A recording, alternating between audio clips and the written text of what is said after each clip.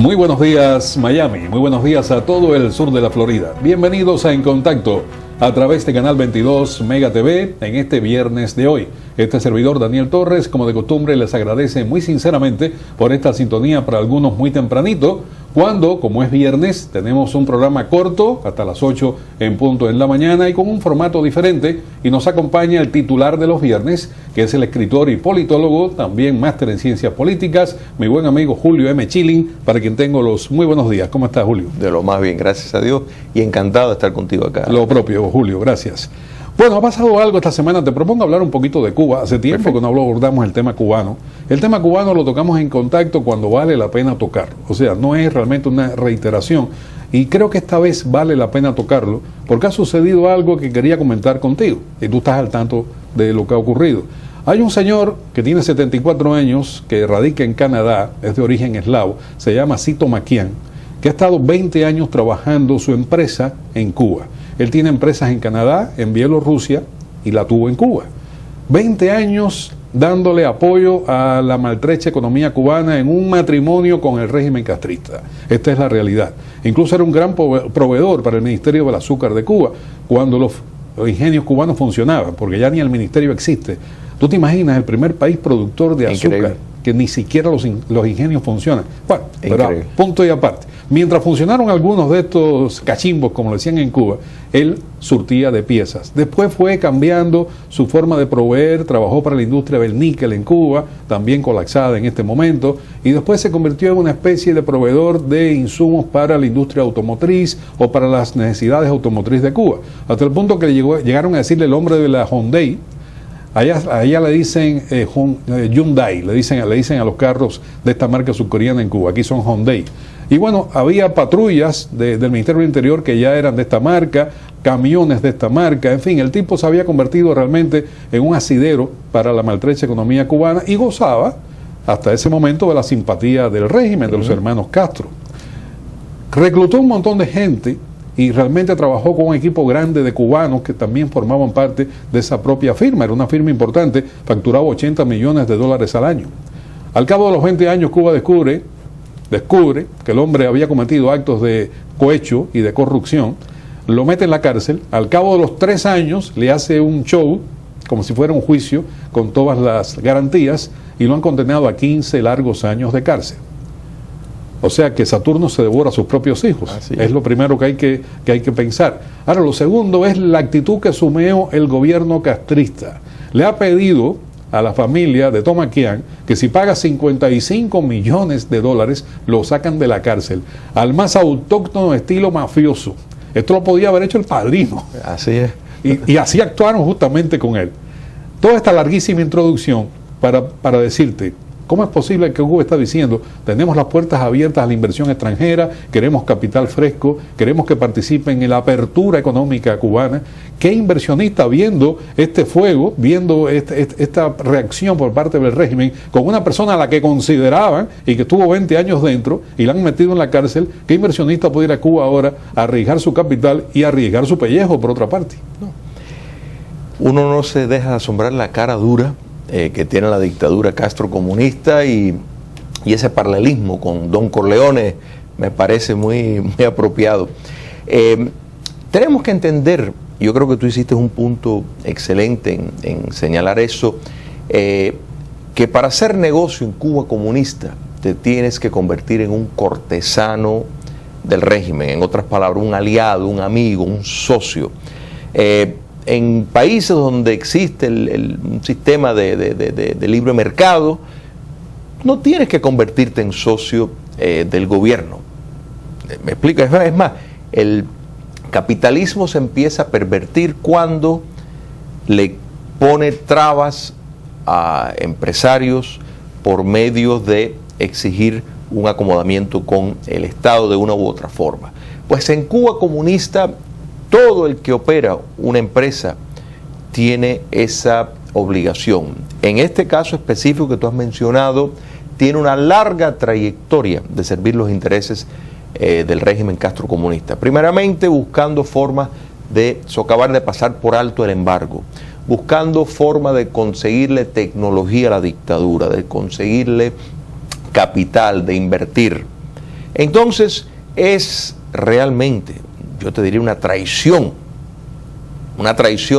del régimen a este individuo. Bien, este individuo es un inversionista inescrupuloso, porque si bien las empresas en Alemania nazi, que la Farben, por ejemplo, que fueron llevados a juicio por colaborar con el régimen nazi, yo creo que de sobra existen ejemplos de empresas que actuaron vergonzosamente, si bien no todos fueron procesados criminalmente, sin duda es una mancha horrorosa que les queda a esas empresas que colaboraron con el nazismo.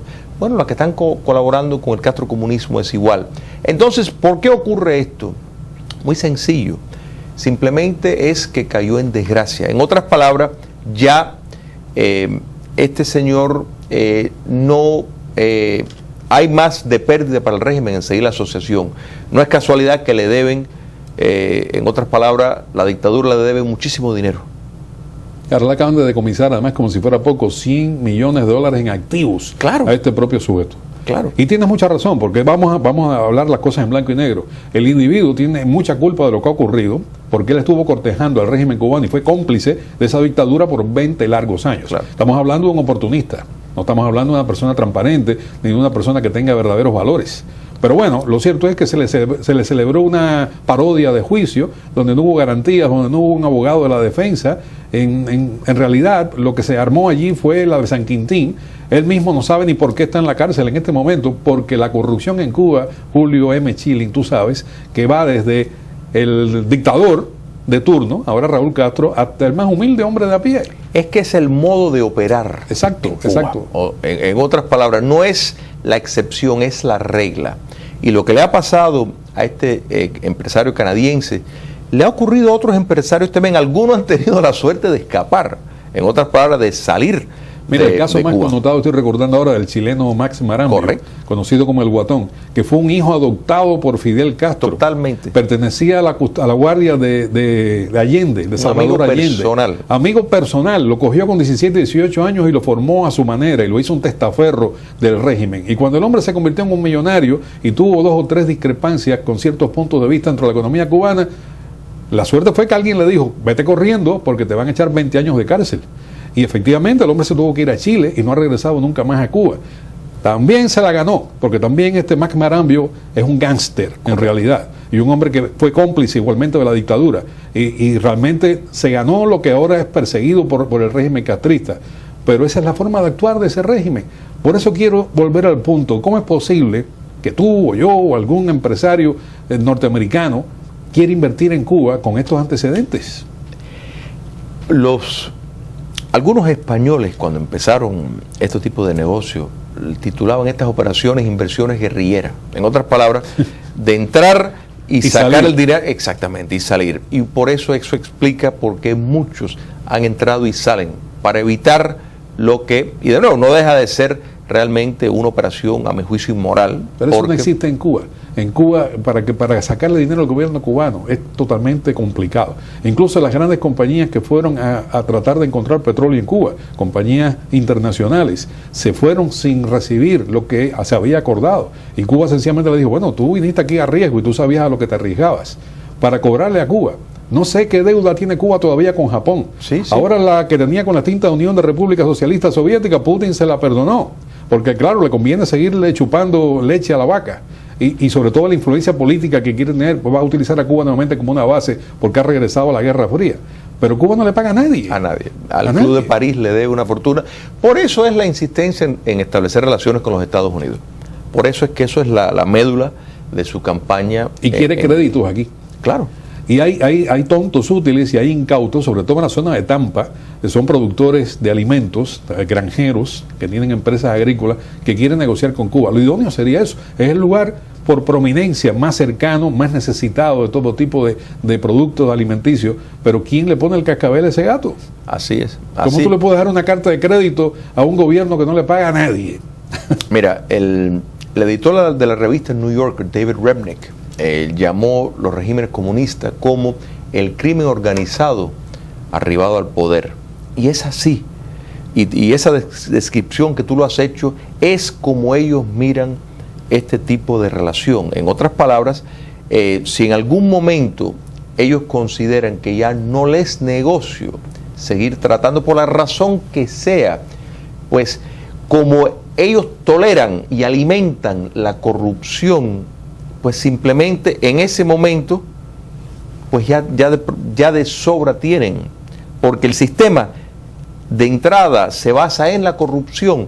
O sea, es como se inicia. La corrupción filtra toda la relación comercial con la dictadura castrocomunista. Entonces, pues, no le hacen falta inventar pruebas, porque la relación entera, desde su inicio, tiene suficiente evidencia para ellos poder inventar cargos. Digo inventar porque no les molestó antes, y de pronto, pues dicen, bueno, este es el problema, y lo tienen 3 años. ¿Por qué? Para establecer el aura de misterio para el canadiense, me refiero. Sí, sí. Y pues ahora pueden pedir una cantidad de dinero alta.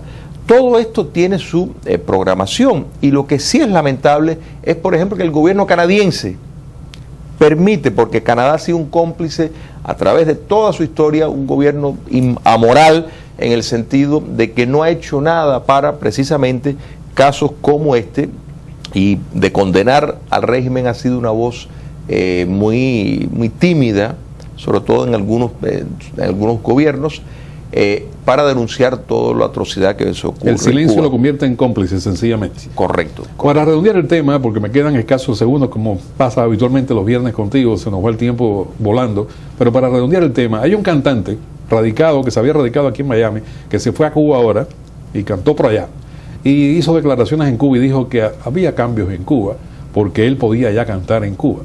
Hay personas que creen todavía en ese discurso cubano, hay personas que creen que Cuba está cambiando. Para esas personas que son realmente tan cándidas, yo creo que este ejemplo que acabamos de abordar en el día de hoy, fotografía de cuerpo completo, lo que está ocurriendo. Los cambios son más que cosméticos, no existen sencillamente, y Cuba a la larga actúa como un gran gángster político y se devora a sus propios hijos. Y las víctimas pudieran ser mucho más, sobre todo aquellos que creen que eso está cambiando por allá. Porque todavía hay personas, incluso aquí en Miami, que dicen, ahora es distinta la situación, apaleando a las damas de blanco, dividiendo a las damas de blanco, encarcelando a los opositores. Correcto, correcto. Lo que hay son modificaciones que en vez de pegar con la mano derecha, pues le pegan con la mano izquierda. Pero esa modificación no representa un cambio. Tendrá que pasar toda esa generación llamada del Moncada, y que los cambios lleguen a Cuba en realidad con otro tipo de mentalidad y con otro tipo de generación, para que esa Cuba comience a cambiar.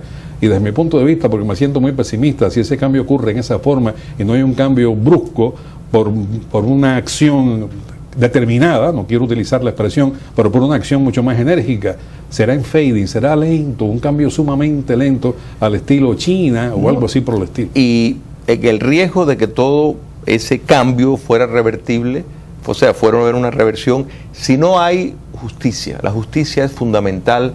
Si queremos tener un Estado de Derecho, tiene que haber justicia, o sea, hay que responsabilizar. Separación de poderes. Actores Mira, criminales. este infeliz canadiense estuvo condenado desde el día que Raúl Castro dijo, métanos en la cárcel. Y ahí estaba condenado. Seguro. ¿Para qué hicieron el juicio si ya estaba condenado? Por el dueño de la finca. Es una legalidad que racionaliza y valida el despotismo. No es un Estado de derecho en ningún sentido de la palabra. La ley es arbitraria y al antojo del régimen. Muchísimas gracias, Chilin, por tu enriquecimiento como cada viernes a este programa. Gracias. Gracias a ti.